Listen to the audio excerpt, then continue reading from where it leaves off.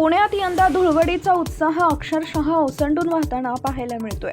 रंगांच्या उधळणीत संपूर्ण शहर नाहून निघालं असताना एका आगळ्या-वेगळ्या उपक्रमानं सर्वांचं लक्ष वेधून घेतलंय. वही प्रतिष्ठानतर्फे अनाथ आणि विशेष मुलांसोबत रंग बरसे हा अनोखा कार्यक्रम मोठ्या उत्साहात पार पडला. रास्ता पेठेतील मैदानावर आयोजित करण्यात आलेल्या या कार्यक्रमाचं यंदाचं 31वं वर्ष होतं. मुलांनी विविध गाण्यांवर ठेका धरत एकमेकांना रंग लावला आणि आनंदाचा उत्सव साजरा केला. रंग, नृत्य आणि हसऱ्या चेहऱ्यांनी मैदान दुमदुमून गेलं होतं.